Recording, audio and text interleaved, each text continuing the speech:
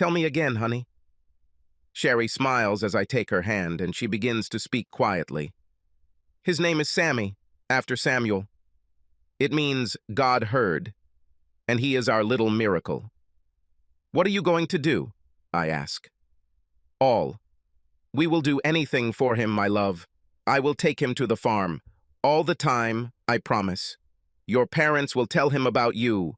When he falls asleep, I will whisper in his ear about his father and how he dreamed of his little boy. How he was loved unconditionally even before he was born. He will benefit from everything that has made you the man I love, but he will also have the opportunity to grow and be himself. It took us almost 10 years, but Sherry got pregnant right before I was diagnosed.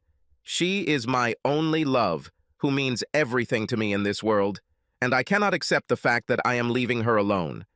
Maybe things wouldn't be so bad if we had never met in the first place. I could have come to terms with this if she hadn't come into my life one day.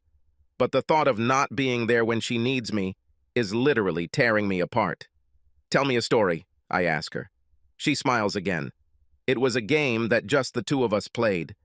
Sherry and I pretended that I wasn't dying and that I was going to stay by her and Sammy's side forever.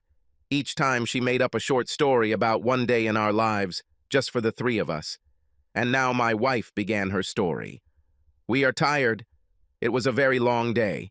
The drive back from the farm was long, but Sammy slept the whole way. Inhaling this clean country air and enjoying the sight of horses, that's what delighted him.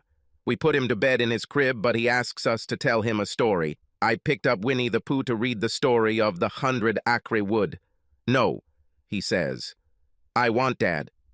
I smile and hand you the book. Sitting next to me, you read a story to Sammy, our little boy with your eyes. This is an old, tattered copy of the book we grabbed from your parents' house, the same one they read to you when you were a child. Does he say anything? I ask. Nothing. Nothing yet. He just reaches out his hand and grabs yours, listening to your voice and slowly falling asleep. His eyes slowly close and his head tilts to the side. When we hear his slight snoring, we get up. You lean over and kiss his forehead, and I take your hand. We leave, walking lightly, but turn around at the door when he mutters something. We stop to listen to his sweet voice. What does he says? I ask. He quietly calls you, Daddy. You stop at the threshold. Yes, son, you say. He clutches the pillow tighter to himself and, half asleep, mutters that he loves you. I love you too, Sammy, you say tenderly in a low voice. Sitting up a little on my bed, I smile. What happens then? She squeezes my hand a little tighter. I'll take you back to our room. We make love. Every nerve in me trembles as I am torn between the desire for you to continue and the overwhelming love for the fact that how you are looking at me. You always just looked at me like that. My eyes close and I remember. I remember her infinitely loving look, her aroma, how wonderful her body felt under my hands. All this washed over me like a wave. Illness tempered my passions, but not my love for Sherry. For me, she is the whole universe. My little personal world is crumbling, but she and Sammy remain. Continue, I whisper to her.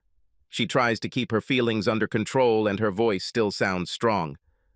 You and I aren't as tired as Sammy, but it was still a busy day. We make love so tenderly and very slowly, stretching out every moment. You, without looking away, look into my eyes as we merge into a single whole. When we're done, you'll take me into your arms, kiss me, and tell me. You whisper to me that we'll always be together. You, me, and Sammy. Her voice breaks. She begins to cry. Transparent tears escape from her eyelashes, dripping onto the sheet, and I barely rise to hug her. In this world and the next, I will always love you, honey. Always. Her crying subsides and she clings desperately to me as I use the strength of her hug to stay upright on the bed. We are left alone in silence, surrounded by happy memories and my hopes for her future with our son. The minutes pass unnoticed, and I enjoy her warmth and love. Still clinging to her, I lie down again. Stay here with me, my love, a little longer. Let me hug you.